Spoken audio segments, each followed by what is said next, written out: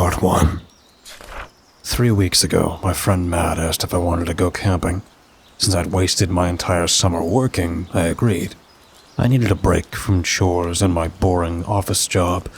As the weekend got closer, Matt kept adding people to our camping trip. Soon, it went from us to 6 people.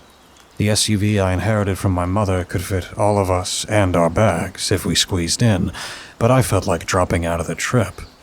I knew if I did so, then they all couldn't go because Matt had a smaller car. I'm the type of person that dislikes crowds and prefers to stay indoors. Eddie was coming along, and I didn't think he was a very bad guy. He was just very loud. I dismissed my feelings, knowing that some strife in my life would be good for me. Just because I would be slightly annoyed by a few things that weekend wouldn't make the trip unmanageable. I could sacrifice a little comfort for my friends. We packed everyone into the SUV and started. I will admit, by the end of the 2-hour drive, I was very glad to get out of the driver's seat. Eddie refused to listen to the no smoking rule, and his constant abrasive jokes made me silently consider driving into oncoming traffic. If it weren't for Sophie distracting him as much as she did, we never would have finished the drive. Me and her were closer in high school. I fell off talking to a lot of people because of my busy schedule, and had been worried there would be a distance between us. That wasn't the case, but we easily picked up right where we left off as friends that day. I parked the SUV in an empty parking lot near the start of the hiking trail. I was surprised by the lack of other cars around.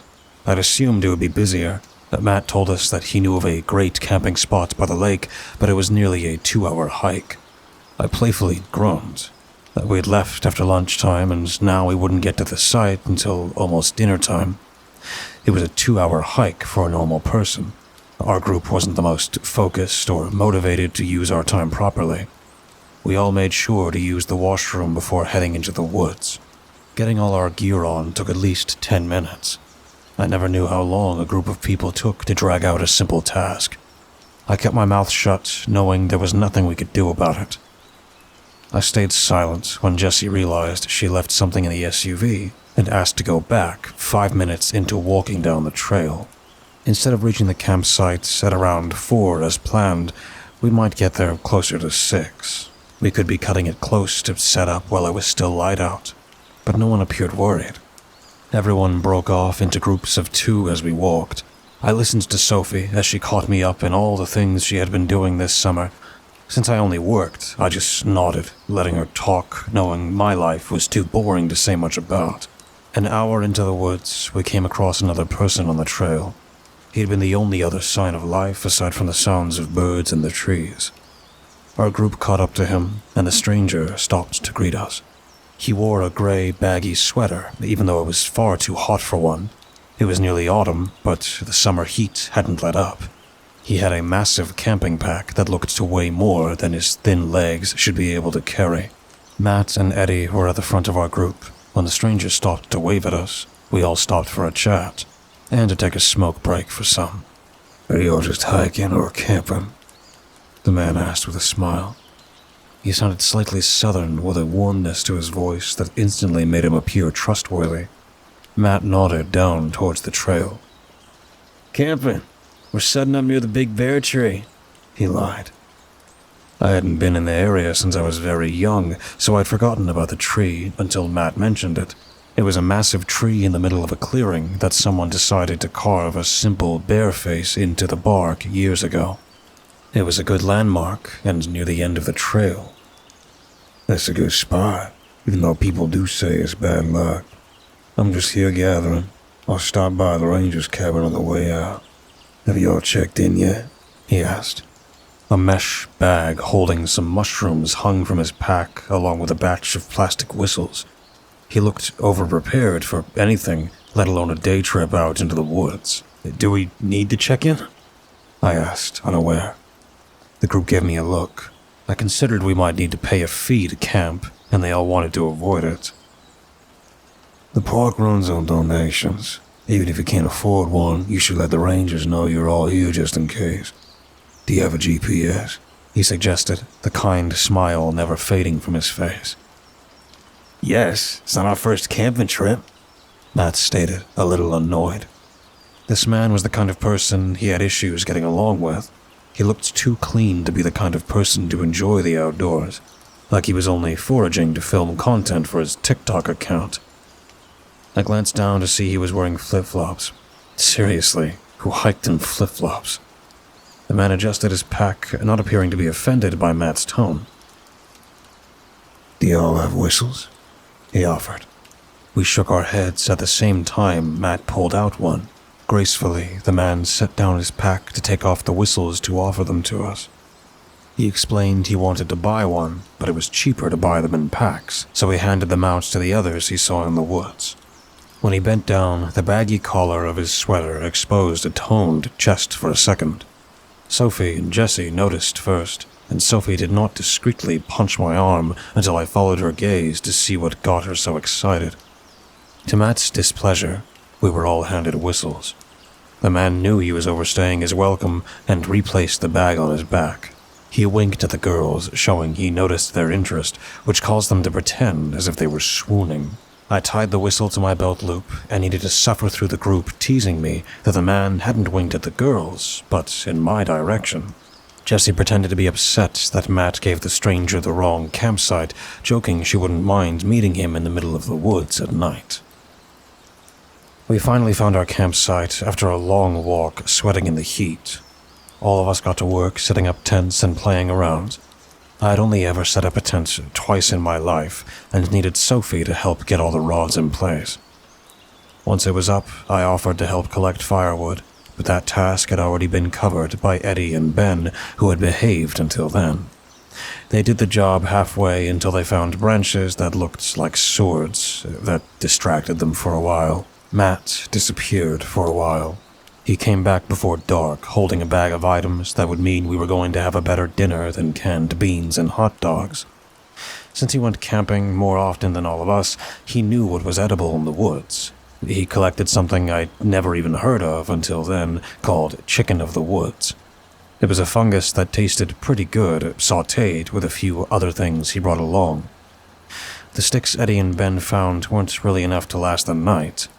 I helped Matt chop up some larger dry branches with a small axe brought along. I mostly brought wood to help, and then took it near the fire instead of doing any of the actual work. Matt appeared to enjoy chopping too much to hand the task over. I thought everything had been going well so far. After dinner, Eddie brought out a joint for himself, and with some pestering from Ben, he grabbed another one to share with the group. I refused when it was passed in my direction and gave Sophie a surprising glance when she took a hit. I've never seen her smoke before. The booze came out next, and the group started to get louder, retelling stories from school. A bottle was passed my way, and I raised a hand to refuse it again. "Dude, you're not driving. You can have some," Matt said, trying to force the beer into my hands. I had no choice but to take it, but I passed it over to Sophie. "Are you too good for my cheap beer or something?" Matt said, in a tone that made everyone stop talking and nervously look in our direction. "What? No, man, you know I never really drank," I say, trying to calm everyone down. "You can have one," Sophie said, holding out the bottle again, trying to get me to take it. I looked over all their faces, confused about how this suddenly became such a big deal. I've never liked the way any alcohol tasted, but normally would have one drink to get people off my case. I also hated what weed did to me and only smoked it once. Smoking and drinking were simply not my thing. I never thought anyone would ever get offended by something like that. It wasn't as if I was stopping them from enjoying those things. "I don't want one. I don't think it's a big deal," I said, my hands raised in defense. My old friend leaned in, the cold bottle pressed against my arm and her blonde hair falling on my shoulder. "I think you need to grow up," she whispered. The anger in her voice stunned me for a second. For a moment, only the crackling of the fire was heard. I didn't understand the sudden turn of the mood. I knew it might not be a good idea to continue with the conversation, so I stood up. "I'm heading to bed. It was a long walk for me today," I announced. Matt looked away at Eddie as if they were sharing an inside joke. "What, being out of the office too much for you?" Ben joked, trying to lighten the mood, but he failed. "Yeah, actually, I'm not outside much anymore, so I'm gonna pack it in, I said, and hated how my voice sounded. I'll see you guys in the morning, I added in a more relaxed voice. I left them by the fire and sat on top of my sleeping bag. It was too hot inside the tent to cover up. My head swam over what all it was about. I started to question all my actions that day. Yes, I did get annoyed with the smoke breaks, the loud jokes, and how long the hike took, but I never said anything. Was I giving nasty expressions all day that I wasn't aware of? Or was all this something else? I considered that none of them wanted me to come along, but had only used me for the ride. Well, aside from Sophie, but now I wasn't too sure. But why? Was it my full-time job? Or my career goals? Matt was working at his father's shop. Ben was unemployed, living with his parents. Eddie was, well, Eddie. He crashed at different places until he got kicked out. Jessie was a waitress, and Sophie said she was doing a lot of social media things and had recently started to get paid for it. And none of them worked a 9-to-5 job like myself. But who cared about that kind of thing? Did they all really assume I was looking down on them for their lifestyles? Was I overthinking all of this? Or did all my friends actually hate me? It sucked being in the dark with those questions in your head as your friends chatted and had fun outside. I decided then that I just needed to get through the weekend, and then most likely not bother to hang out with these people again if they really did want nothing to do with me. It hurt, but I wouldn't have time to do anything besides work and school when classes started up again. Despite the chattering thoughts and emotions swirling in my chest, I slowly drifted off to sleep, unaware that not just a busy lifestyle would prevent me from seeing my friends again.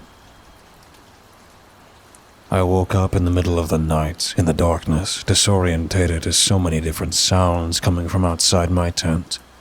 I stumbled outside, taking a full minute to get free and into the cool night air. My eyes slowly adjusted to the moonlight so I could see what was causing all the noise. Ben had stumbled out of his tent and collapsed to the ground near the fire pit, crying out in pain. One hand clutched the side of his head as tears streamed down his red face. Without warning, he started throwing up. I got to him just as he finished emptying his stomach and then curled into a ball. "What's going on?" Jessie asked as she came outside her tent with a flashlight. "Gross," she whispered, mostly to herself when she saw the mess. "Ben?" I had knelt next to him, my hands awkwardly hovering, unsure of what to do. "Don't touch him," Matt snapped when he saw what was going on. I gave him a dirty look and held back a snappy remark. "Is everyone feeling all right?" I asked the small group. "Are you saying I gave us food poisoning?" Matt said, and started to close the distance between us. "No, well, not on purpose.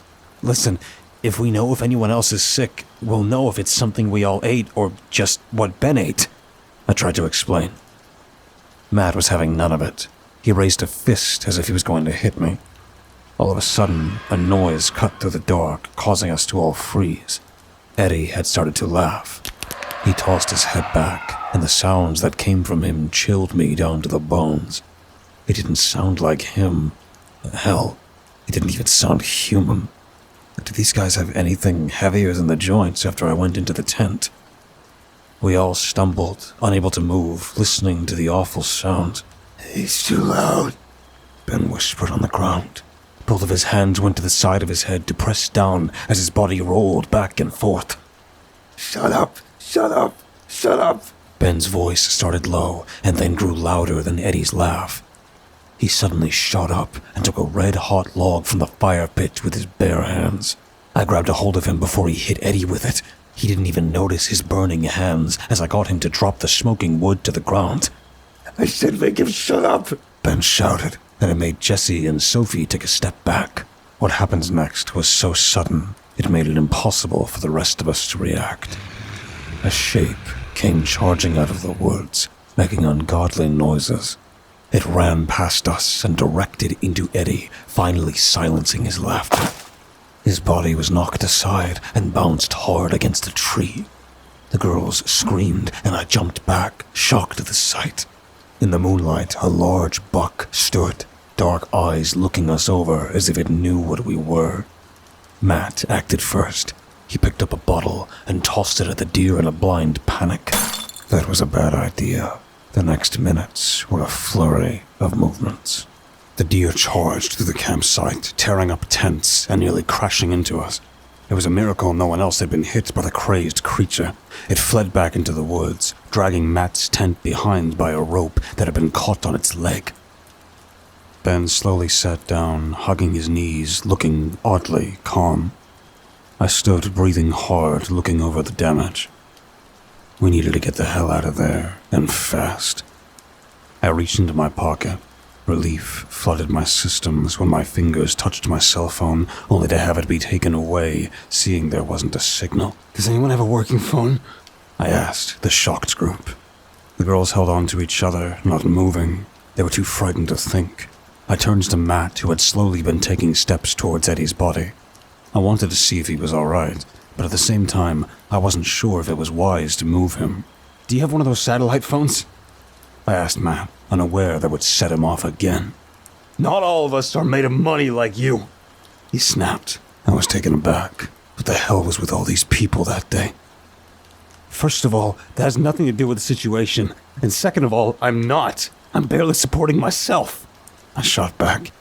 My stomach rolled from the stress. "This is why I hate hanging out with you.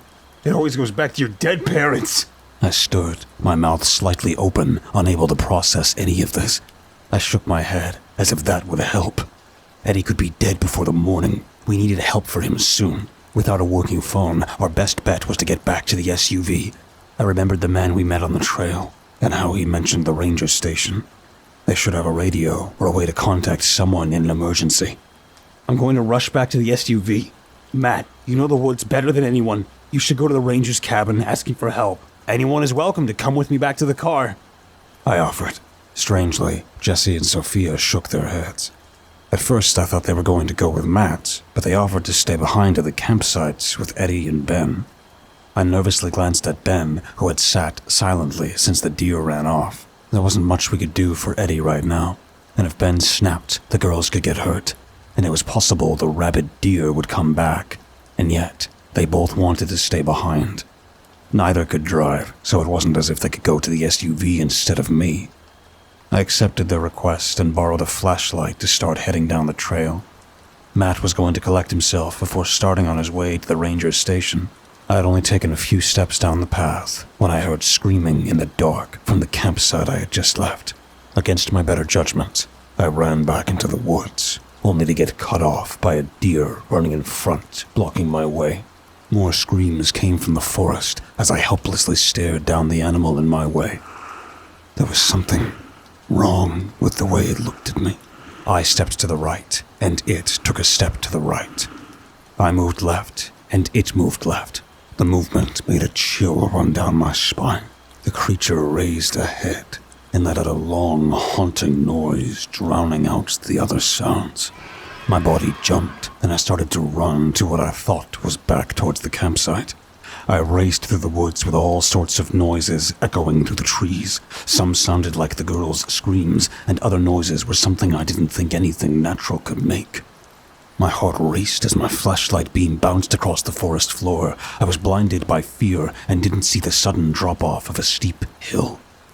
I stopped too late, and ended up slipping down the slope, rolling and losing my grip on the flashlight.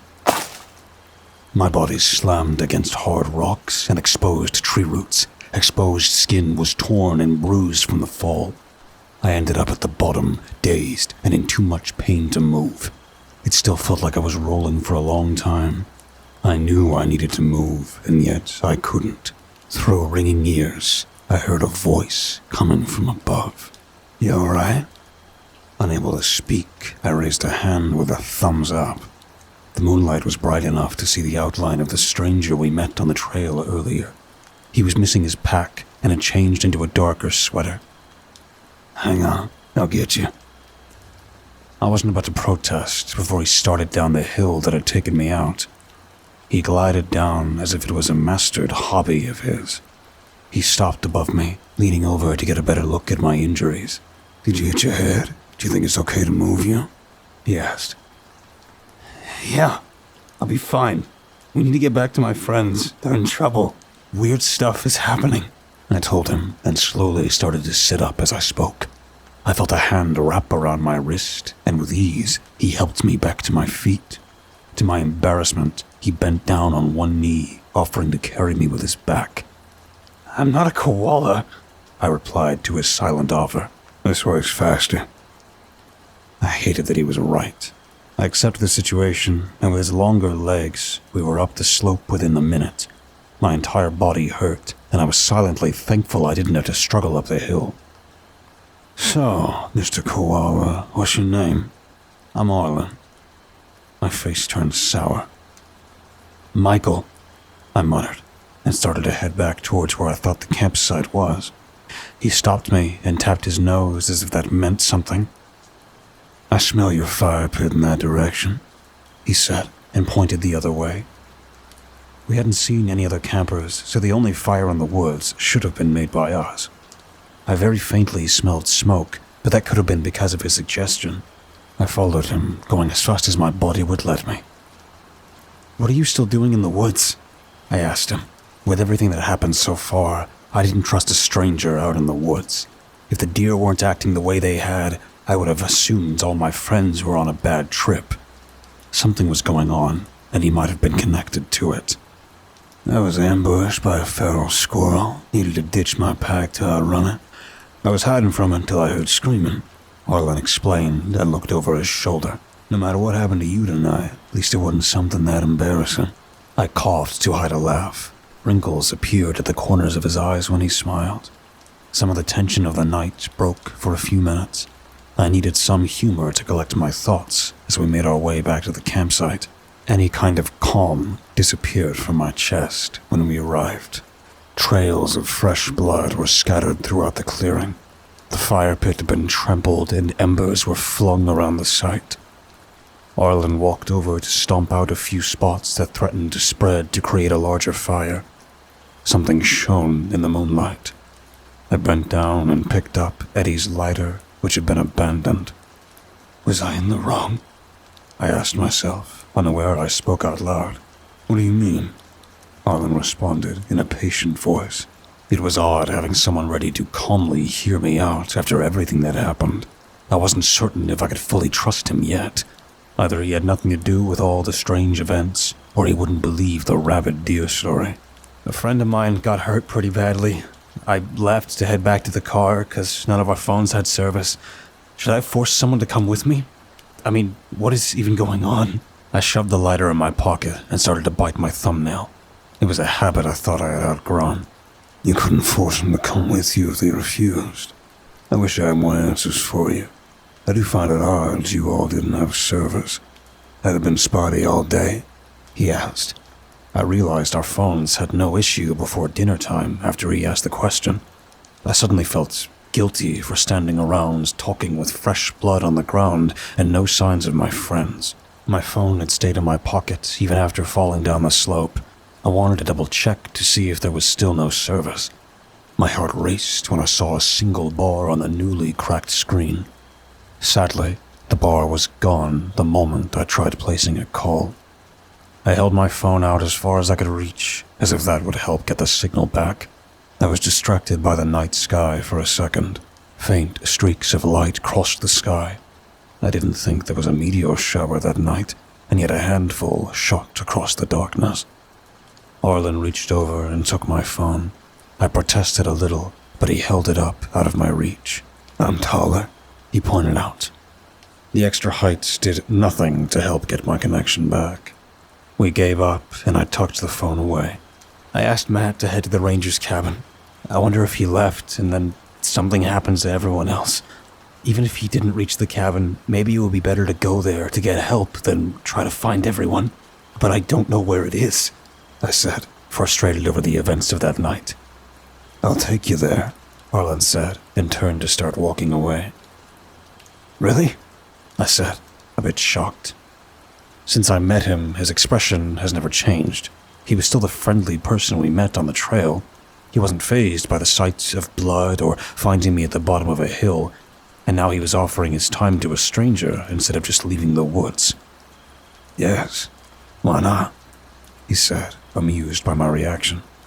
You don't even know us. The words just slipped out. I try to help others when I can, but I rarely ask for anything if it's beyond an easy task. Someone going out of their way for me was such a foreign concept at that moment in my life. I don't know your friends, but I know you. You're a koala in disguise, he joked. This was not the moment for humor, and yet I accepted it. It wasn't as if I could handle any of this on my own. I needed to trust him, at least for now. Before we left the campsite behind, we glanced around for a flashlight. We weren't able to find one, but I picked up the axe Max had used for firewood. It felt far too heavy, and yet I didn't want to leave it behind. I silently followed behind Arlen, praying our hike to the ranger's cabin would be easy. Things are never easy. We walked for a while in the dark. It was hard to tell time. I hurt from the fall and my chest was tight with stress. I gripped the axe handle so hard the rough wood rubbed into my palms. The events of the night ran through my head. No matter what, I couldn't think of an answer to what we saw. If there was something in the forest that made the deer and squirrels go feral, then why did Ben and Eddie get sick? We all ate the same food. Those two drank from different water bottles. If it was a tainted stash, then that didn't explain the deer. Suddenly, Arlen stopped, his body tense. His dark eyes stared off into the woods as if he saw something I didn't. I wanted to ask him what was wrong, but I was scared the noise might bring trouble. Then, a whistle cut through the darkness. I gripped the axe tighter, and my head felt light. We caught each other's eyes, and he nodded. I grabbed the plastic whistle he gave us and blew on it, answering the call. There was a pause, and the sound was returned along with a distant cry for help. I wasn't sure which of the group it was. I just felt glad we found someone. I started forward towards the whistling sound, stopping only long enough to figure out where it was coming from. Each minute was agony, until I saw a figure through the trees. Ben! I shouted and lowered the axe. His head turned towards me, his face red and wet with tears. I've never seen Ben cry before. He was always the rock of the group, and now he was stuck to the spot, sobbing because he was so glad we found him. It's so dark here. I got scared. Did you bring Mr. Hoppy? He sniffled, rubbing his eyes like a child. I had stopped a few steps away from him, confusion seeping into my expression. Mr. Hoppy? I asked, getting a very bad feeling over this interaction. I want to go to bed. It's dark, but I need Mr. Hoppy to sleep, he explained, and large tears threatened to start again. We're going to the ranger cabin. Maybe Mr. Hoppy is there, I said, trying to keep my voice from shaking. No, it's too dark and scary out there. I don't want to be alone. If Mr. Hoppy isn't here, he'll have to help me sleep instead. His hand reached out and took hold of my wrist before I could react. His grip was so tight I thought he would crush my bones. Still, I couldn't bring myself to raise the axe in my other hand to attack my friend. Hurry up and join us so we're not alone. To my horror, Ben reached up and took a hooked finger inside his mouth. He started to pull until the flesh tore and ripped away. He didn't have any reaction of pain as he opened his mouth so wide it looked like his lower jaw unhinged itself. His flesh pulsed unnaturally. Some blood came from the rip, but the wounds healed over, giving him a forever wide-mouthed, gruesome appearance. I started trying to pull away, finding it impossible. His expressionless eyes stared into my own as panic overtook my body. Another ripple ran through his face, and all of a sudden, the flesh on the left side exploded outwards in gore and twisted shapes. It was as if a bloody kind of vegetation was trying to get through his skin and fusing with his flesh and body. I felt the axe get ripped from my hand, then someone grabbed the back of my shirt with a powerful hand and pulled me backward as Bill kept a hold of my wrist, extending his arm. With a single swift cut, Arlen chopped off Ben's arm at the elbow. I felt myself get lifted off the ground for a second. Then, we were running. Ben didn't follow, but let out a scream. Similar to the sounds the deer made before. We ran until my legs gave out and my lungs burned. I finally stopped, sweat stinging my eyes and my face burning. I felt something on my arm, and disgust rose through my throat when I realized Ben's hand had not let go. Silently, Arlen helped me pry the fingers off my bruised wrist, and then he tossed the arm deep into the woods. I collapsed against a tree. My face was in my hands and my body shaking. Not only was I mortified over Ben's face transforming the way it had, I was ashamed over my reaction. I had a weapon in my hand. If Arlen hadn't been there, I might have died because of shock. A noise stirred me from my misery. Arlen had started to whistle a song, his back straight and staring off into the woods. He noticed I was staring at him, and he stopped. "I whistle when I get nervous," he admitted, and for the first time, I saw a hint of stress on his face. I could understand that, but did he really have to pick "Always Look on the Bright Side of Life"? Not the best song for the moment, I commented, trying to stay collected. "I think it's the best song for moments like this. Sure, we saw something terrifying, but we got away, right?" He pointed out, his smile appearing forced. I was going to agree with him, but something far worse than Ben found us. Due to all the noise we made from running, it could have been following us for a while without us noticing. "Hey guys, spare some snackies." The voice belonged to Eddie, but it was all wrong. The words were choppy and unnatural. I stood up, legs shaking far too much to make a run for it. I wished the moon wasn't so bright that night. I wanted to never see what walked through the trees towards us. A deer hobbled along, carrying extra weight. Coming out from the base of its neck was the chest of a lifetime friend. He hung upside down, arms swaying and fingertips nearly touching the ground. More of the almost flower-like growths circled where they had been fused. The monster stopped walking and stared at us with two sets of eyes. "Alone." This time the word came from the mouth of the deer using Eddie's voice. Something cracked as the deer's head started to turn. Slowly, Eddie's upper half rotated around, making him and the deer head trade places. He reached out his arms as if offering an embrace. "You snackies or friend dies?" he asked, head jittering with each syllable.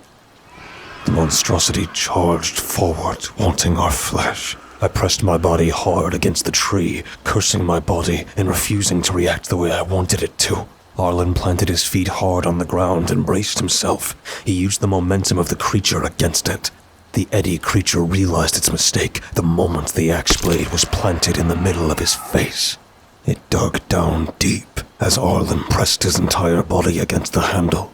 His feet were pushed back, digging up dirt. He lost both of the flip-flops he had been wearing, and yet didn't react to the twigs and rocks cutting into his soles.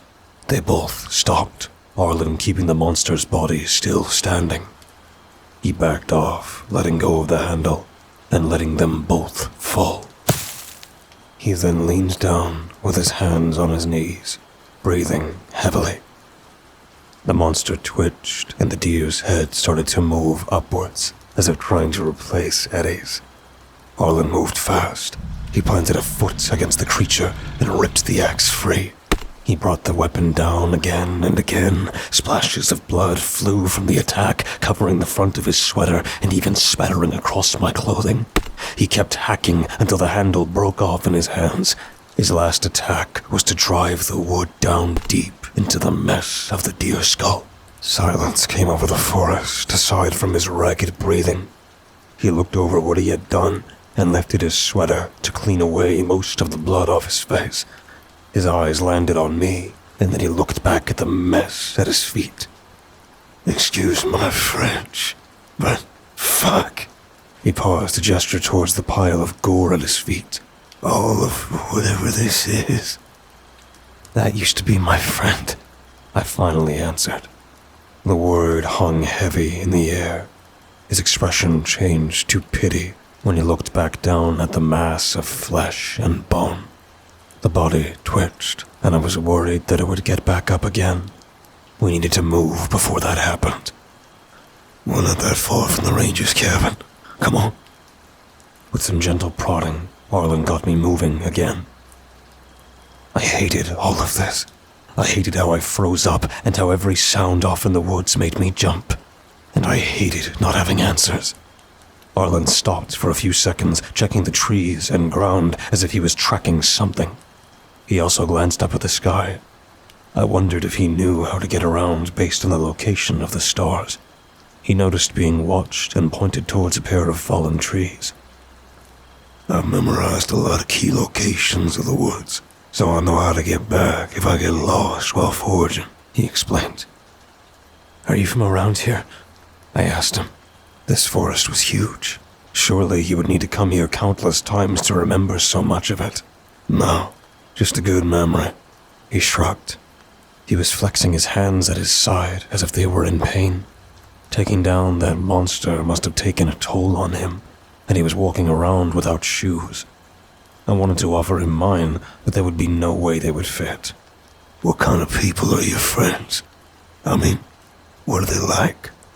Arlen asked, as he kept his head directed forward.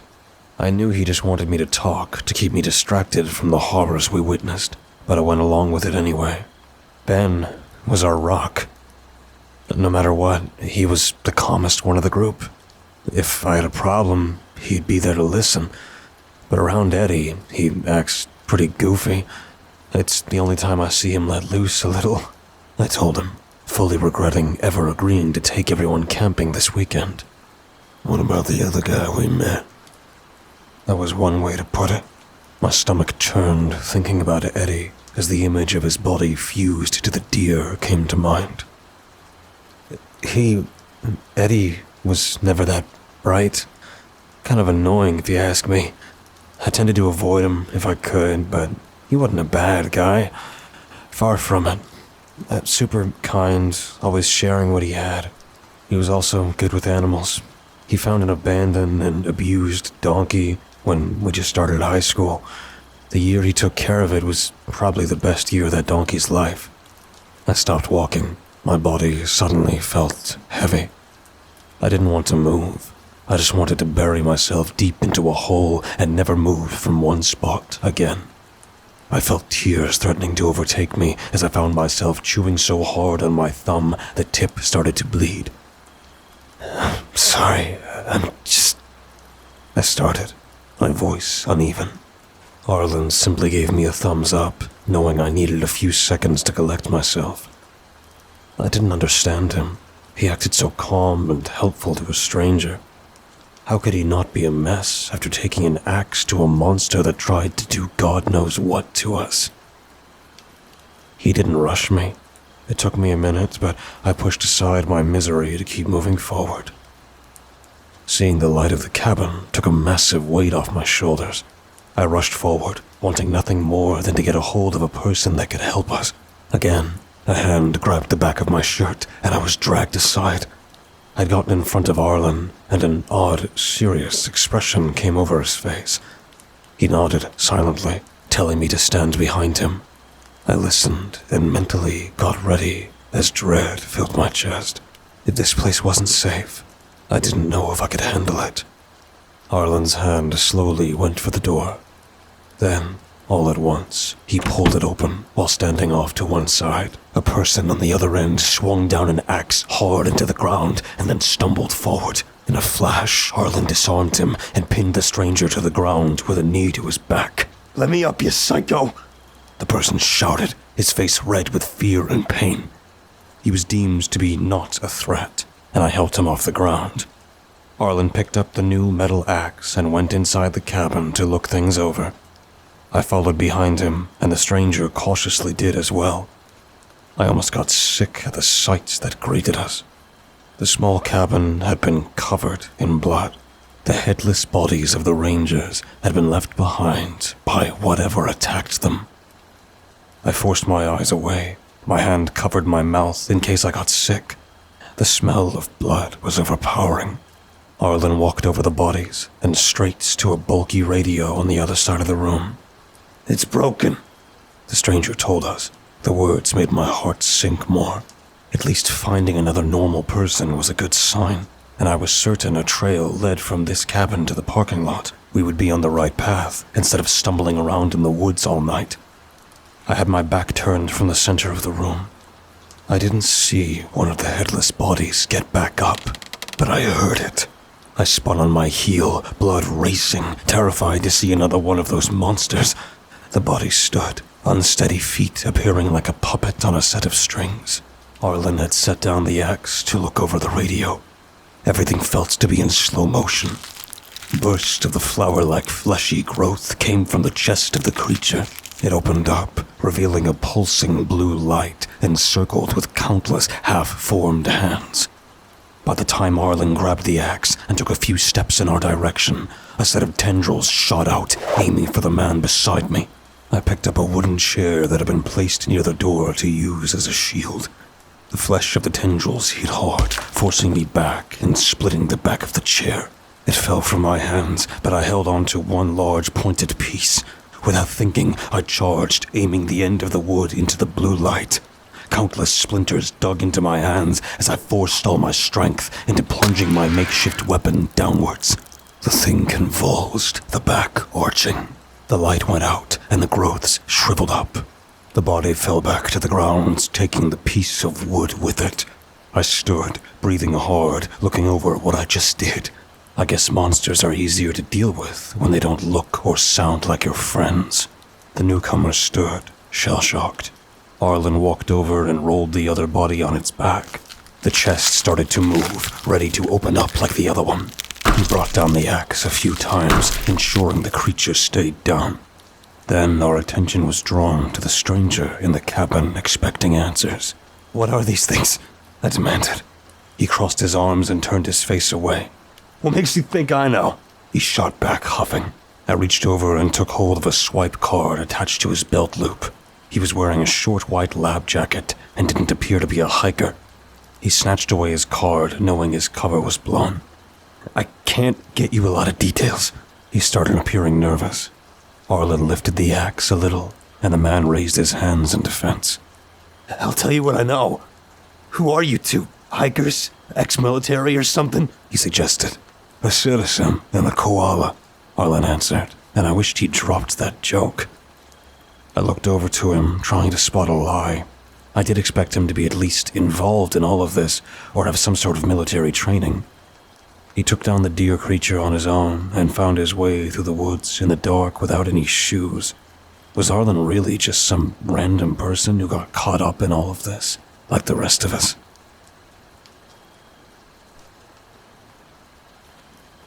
Part 2. The guy narrowed his eyes, doubtful of Arlen's words, but kept talking. "There was an outbreak in a different forest a bit of a distance from here. We're still studying it. We think someone infected the local plants and then got passed on to the animals." I glanced down at his swipe card again, trying to see if there was a company name. I only saw his initials printed on the bottom of the card. "Tell us, JC, can this infection pass to humans?" I said, and nodded toward the two bodies we just put down. His face turned pale, and he frowned with a slight shake of his head. "Yes, eating a tainted plant or an infected animal can pass it along, or, well, an infected human can infect you too." My head started to spin. I nearly fainted at the news. Not only did my friends turn into monsters, but they'd been trying to change us as well. I realized something, and it nearly put me over the edge. "Can you be infected by eating tainted mushrooms?" I asked, dread clear on my face. "Are chicken of the woods mushrooms or fungus?" Arlen asked, mostly talking to himself. Yeah. Did you two eat some?" We both glanced at each other and nodded. JC's shoulders dropped, disappointed. The two normal humans he'd come across may be ticking time bombs. "We haven't come across a lot of animals coming into contact with this infection. There's a small percentage of animals that don't react to whatever's causing all this, but we've seen people turn after 7 or 8 hours after being exposed. The biggest sign of the infection is a personality change. Some people revert to a childlike state, and others become extremely violent. If you studied this, then there must be a cure, I said, almost too desperate to think clearly. JC pointed towards the body of the previous ranger at our feet. The flesh was still twisted from some unnatural disease. You think there could ever be a cure for something like that? He explained. My knees gave out, and I slid down the wall. With some quick math, I assumed that I only had until sunrise. Then I would become like my friends. My body changed in gruesome ways, and my mind gone. The only way to deal with this is fire. It seems like whatever carries this mutation is extremely flammable. JC added with a shrug, not over-concerned over our fates. Or he was hiding it very well. Why wasn't the park closed? I replied. I wanted to sound angry, but I was just so tired. I wasn't certain whether this forest had been overtaken or not, and no one wanted to spare the manpower to double-check. Our hands are full because of the other location. I hired a private security worker to come along to confirm what I suspected. Then you got spooked in the woods, ran off, and got separated from him, Arlen suggested. Despite the horrible news, he hadn't dropped his smile. He only appeared a little tired, but not on the verge of a mental breakdown like myself. JC's face turned red, showing that was what really went down. Hell, I didn't blame him. At least he found his way to the cabin alone instead of relying on a stranger for help. I'm meeting Cassidy here. We'll protect you and get you out of the woods. There's a very, very slim chance either of you aren't infected, JC suggested, recovering from his embarrassment. And if we are? I asked, barely able to keep my head up. He didn't answer. I knew why. We would either be killed on the spot or taken away to be experimented on. We never should have come here. My voice sounded as bitter as I felt. Since we might be carrying this infection, can you at least tell us where it came from? Arlen asked, his voice calm. I knew he was trying to keep the conversation going to distract me from my misery. JC frowned, uncomfortable with the request. He had been told to not disclose that information, but he felt like we were owed it. He pointed upwards as a small hint. I didn't understand what he was implying. It's a biblical event? My new friend asked innocently. JC's face flushed red, and he jabbed his finger upwards a few more times. I'm gesturing towards the night sky, he huffed. I forgot about everything for a second as the implication hit me like a ton of bricks. We were dealing with something that came from space, like some sort of alien disease. Was that even possible? I didn't have time to dwell on it. I had been too stressed out to be thinking clearly. I had completely forgotten what I had asked Matt to do the last time I saw him. He was supposed to come to the ranger's cabin. His body wasn't here when we arrived. That meant he should be out there in the forest. I was unaware he had been finding his way here the entire time. Arlen's body tensed. I quickly stood up, causing JC to look at us confused. I was closer to the door and made it outside first. Countless streaks of light flew across the night sky. The sight should be beautiful, but it chilled me to the bone. Someone was waiting outside for us, just at the edge of the clearing to the cabin. Matt's clothing was stained with fresh blood. He lifted a heavy object and tossed it closer to us. The severed head of a large buck landed hard. The dark eyes still opened, and the mouth moved slightly. I was scared to see what he had become, but I also felt so tired. Why are you here? I thought you were headed to the car. Matt said, sounding almost normal. His voice had a distant sound to it. The figure looked and sounded like my friend, but the features were just off enough for me to know he was too far gone. I got sidetracked, I admitted. So far, he hadn't acknowledged the two other people. I did what I was told. I came here. I I took care of the deer that bothered Eddie. They all asked me not to. All of them are my friends, and they want me to join them. But you guys were my friends first, he explained, his eyes looking forward and yet past me at the same time. Where's the girls? I asked him, with foolish hope for a good answer. Sophie is that big bare tree. I can't hear Jesse anymore, or Ben. Matt's eyes trailed off to the woods, as if he expected our friends to be close by. JC said he came with someone. I considered they had come across Ben and Jesse and silenced them. If that was the case, then it meant that Eddie wasn't dead, even after getting hacked apart.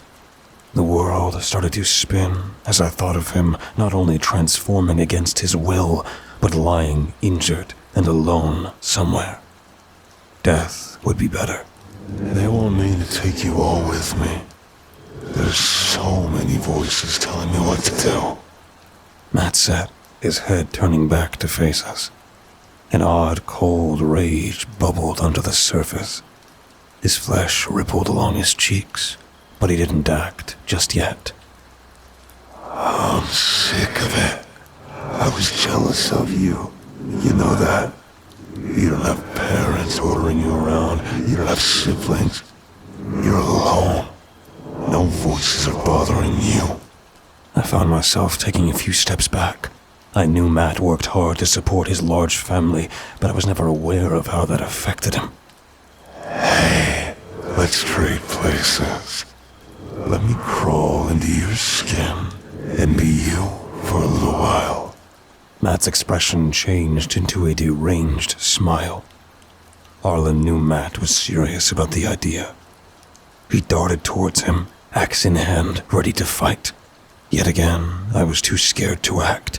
Or rather, I couldn't bring myself to move. Deep down, I felt like I should die in those woods. Arlen didn't agree. A batch of flesh tendrils burst out from Matt's back. I grabbed JC and pulled him out of the way. The unnatural appendage crashed into the window that had been behind him, the shards of glass slicing into the flesh, causing it to recoil in pain. Most of the tendrils went for Arlen, seeing him as the biggest threat. One wrapped around the handle of the axe. He held onto it with both hands and dug into the ground with his feet, trying to stay in one spot.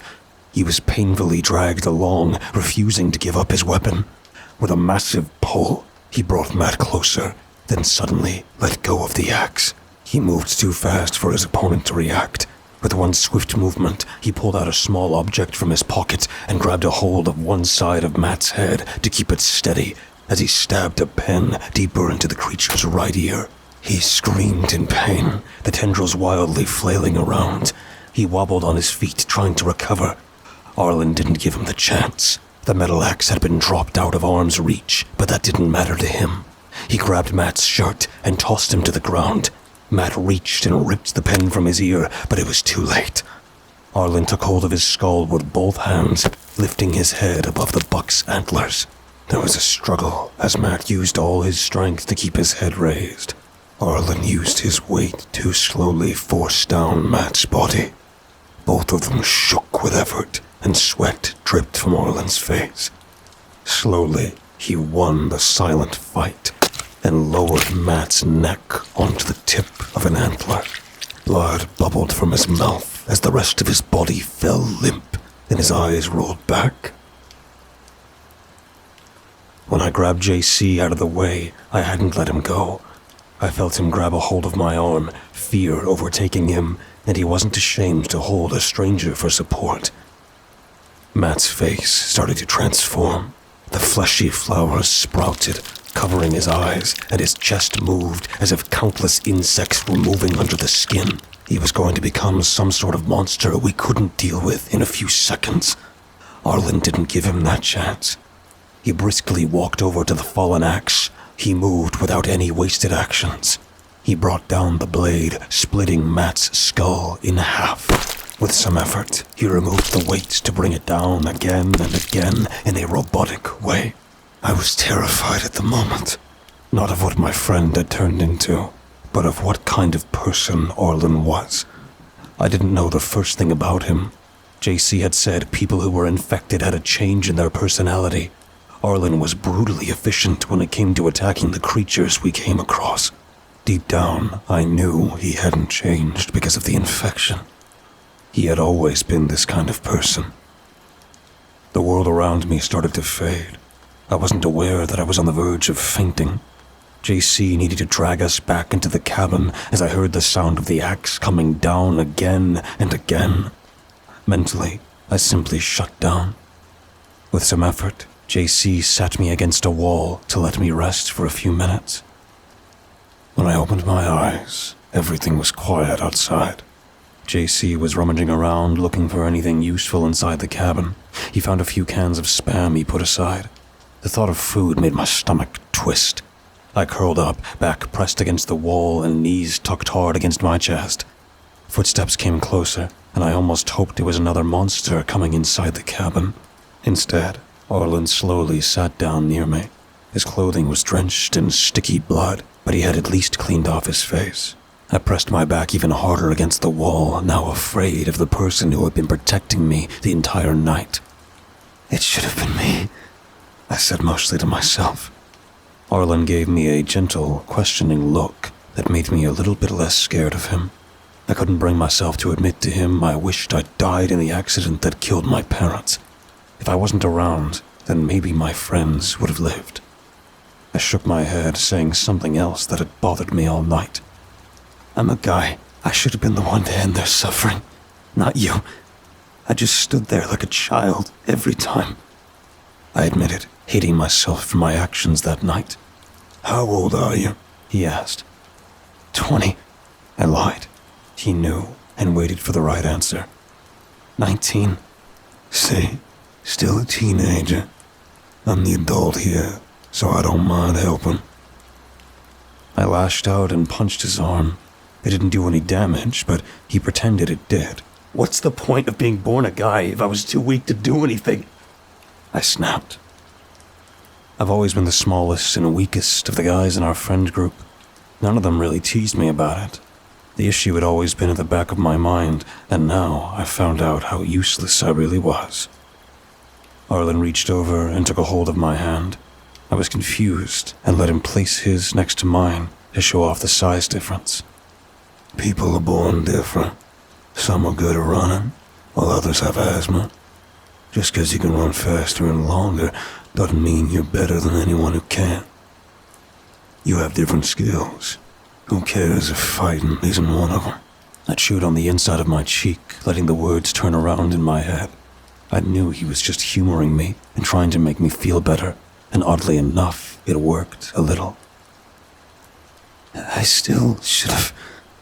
I started, but lost the strength to finish the thought. I've dealt with monsters before. There's something I'm made for.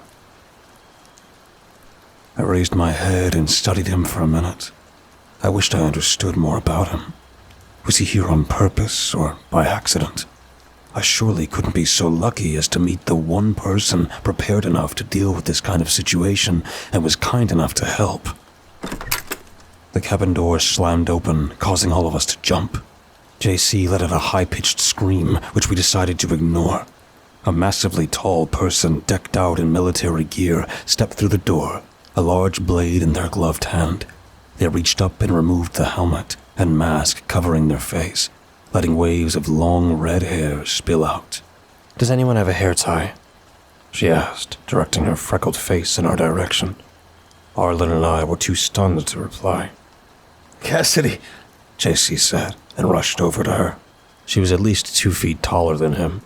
He found her a regular elastic so she could put up her hair. Isn't long hair against some sort of regulation? Arlen commented after he recovered. "I'm in the private sector. Come on." She turned, ready to leave. We stood up and headed towards the door. For once, things were slightly looking up. I doubted we would have any issue getting through the woods with a tank like her on our side. She looked as if she could take down a charging bull if she wanted, and yet had a soft, kinder face that didn't match her cold tone. I considered the slight chance I wasn't carrying the infection, that when the sun rose I would be alive to carry the weight of this night. Our group started walking down the trail toward the end of the woods. My hand went into my pocket to feel the items tucked away inside. I started to close my pace until I stopped. Arlen noticed first, then the other two. I'm with you until the end. Arlen said, already knowing what I was going to say. JC appeared confused, but somehow Cassidy knew what the look on my face meant. "We're not going back," she stated. "I need to see Sophie," I said, and JC opened his mouth to protest. "Just leave her. There's no way she's still human," he pointed out. I knew that. Hoping that she was all right wasn't the reason why I needed to go back to find her. I shook my head, and he took a step away from Cassidy. She grabbed JC's shoulder, keeping him in place. "My job is to protect you, not them. We are leaving." He looked between her and us, knowing he was unable to do anything to help. "We'll wait for you at the end of the trail." It felt like I smiled for the first time that night. We said a few quick parting words and turned to walk deeper into the woods. We didn't see any more infected animals along the way. The sky had gotten a little bit lighter. It made it easier to see. The forest didn't appear right. The plants were still, but out of the corners of my eyes, I could see the leaves and blades of grass turn towards us, as if the entire forest was watching our backs.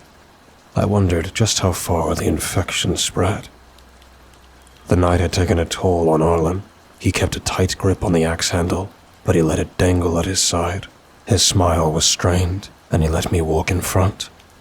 I followed the trail, knowing it would lead to the path that branched out to the large tree in the center of the forest. We found the clearing, and he waited at the edge. I needed to do this alone. The tree is larger due to new growth. The flesh-like flowers sprouted from the branches, replacing its leaves. Countless bodies of all kinds of animals have been pressed and twisted into each other around the tree, giving it a new shape. A raccoon came from the woods with flowers sprouting from its head. He didn't look over at us and kept walking. The tree accepted it into itself in a silent fusion of flesh. What was left of Sophie was in the middle of the tree, facing us. Her eyes had been covered by the flowers, and her lower body fused into the tree. Her long hair flowed down, moving in the slight breeze. I should have been afraid of her, but I thought she looked oddly beautiful. A light came falling from between the branches. It appeared to be a blue ball of flame that seeped into the ground when it landed. JC had been telling the truth of this infection coming from the sky. How many other places have been taken over so far? Had it only been this forest and one other? I was starting to wonder where you were. Sophie spoke, sounding a bit tired. Come over here and join us. She opened her arms wide in a tempting offer. In a second. I want to talk first. She nodded her head, but didn't lower her arms. How did you all feel about me? I mean, do you blame me? Are we all actually friends? She moved her head from side to side, considering the question. Normally, she wouldn't answer such questions, but she was no longer herself. We were friends. We all loved you. Relationships aren't perfect. We were only human. I suppose near the end I was starting to get jealous of you. All your hard work paid off. I grinded away at my social media accounts for nothing. Meanwhile, you had no support. You got back on your feet after your parents' death, and you were going to college, unlike the rest of us. It felt like I was losing you. I never knew any of this. I wished I paid more attention or even talked with them all more. I should have valued our time together instead of rushing to get to the next stage of my life. I don't blame you for all of this. None of us do. We're happy like this. No longer being human. No longer alone. It hurt at first, but now after we shed who we were, we can live in bliss with all the other voices. Now, and join us. Let us spread to the rest of this world and become one with everything. I moved towards her, wanting nothing more than to take her up on the offer. Arlen made an effort to stop me, but he was blocked by a pair of infused deer. He hacked away at them, yelling my name and telling me to stop. I kept walking until I reached Sophie, letting her arms wrap around me. Her cheek pressed against my own, in an embrace I never knew I wanted from her. I always thought of you all as siblings. You were the best family anyone could have ever asked for, I said, and pulled away from her a little. She didn't understand why I bothered telling her something like that. After all, once we fused, she would know everything about me. She wasn't aware of my hand reaching into my pocket to pull out a small object. I lifted it under her exposed stomach and stared at her face, trying to find the traces of the human she had been. I didn't think that this was the right choice. It just felt like something I needed to do. My thumb flicked at the lighter twice, and Arlen screamed at me to stop. Within a second of the small flame coming to life, it spread to Sophie's body. She let out an ungodly scream and pulled away, unable to stop the fire from rapidly spreading. Her body went up like paper soaked in gasoline. The flames spread to my clothing, and heat forced my eyes shut. I've never felt such pain before. The only thing I was aware of was the unbearable heat and the screams coming from the transformed tree. A strong hand pulled me away and forced my body to the ground. Arlen frantically put out the flames with his hands. His body is over top of mine. I opened my eyes to see a new expression on his face. He was furious. Leave, I started to tell him. To my shock, he slapped my cheek. Not hard, but enough to derail my train of thought. Don't you dare take the easy way out, he snapped with such force it knocked some sense into me. I blankly stared at him, never expecting such an outburst. The fire had already spread through the tree, causing it to scream. Smoke rolled along the ground, making our eyes water. With some difficulty, we both stood up, coughing and moving our exhausted legs forward. The fire was moving faster than us. Each infected plant and tree let out a high-pitched noise when the flames touched them. The sound of the flames was drowned out by a sea of screams. My legs faltered, and Arlen stopped long enough to lift me on his back. We weren't going to make it out of the woods on foot. I closed my eyes, only regretting letting him close along with me. A new noise came, ripping through the woods. JC shouted our names, and Cassidy scooped us up onto the back of an ATV. She wasted no time shearing it back down the trail, kicking up dust and moving faster than the flames. I think they were trying to keep me awake. I tried to keep my eyes open, but they drifted shut. I passed out, not seeing the sunrise that night.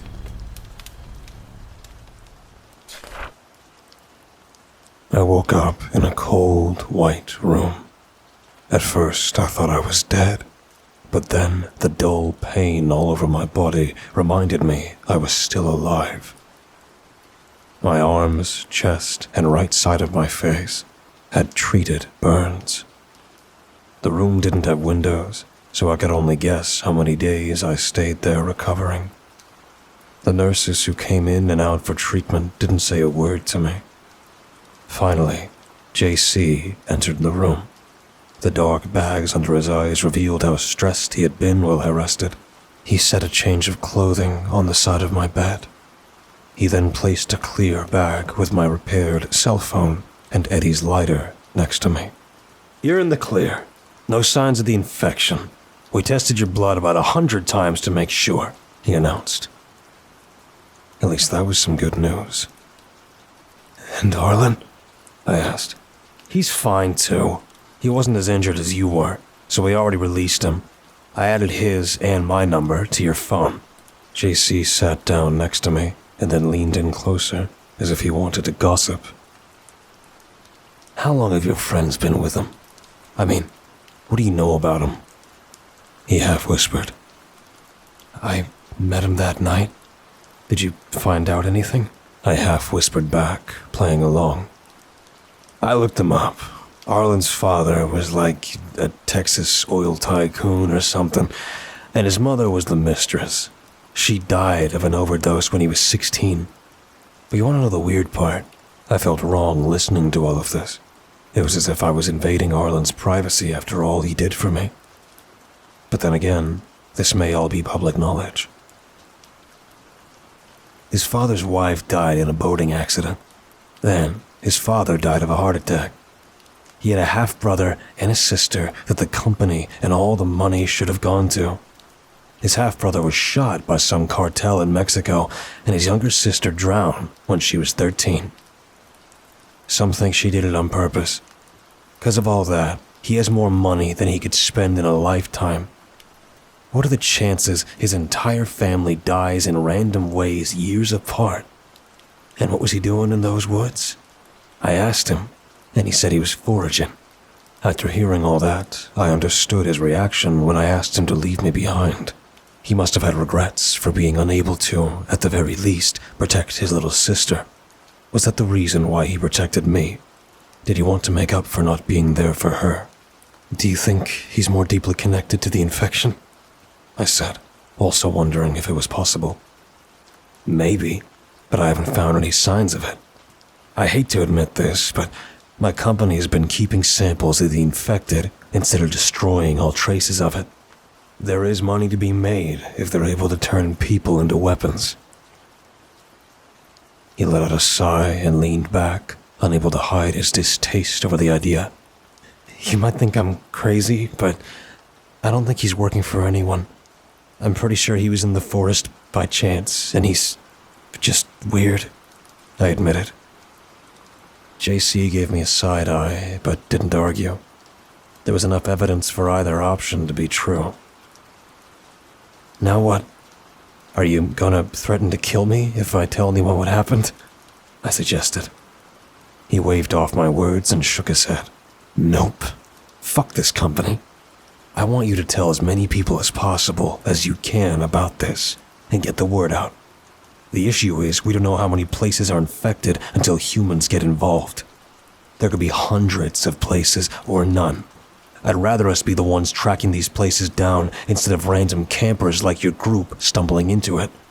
Even if you reach one person and convince them not to go into the woods, I think it would have been worth paying Cassidy to go back and get you two. I wanted to hug him, which was weird because I'm not normally a touchy person. I considered it would be better if I died years ago, and now I had a chance to make my life mean something. JC didn't understand how important his words were to me. We finished up our conversation, and he said I could leave whenever I felt ready.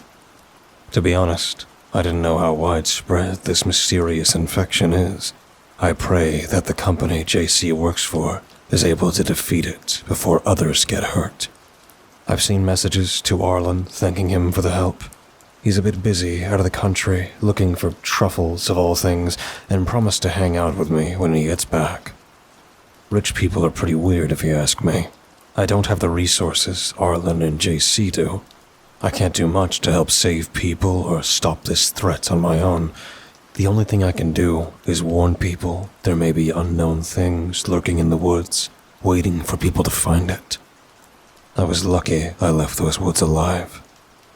So, do me a favor and skip the camping trips this year. Maybe go to the beach instead.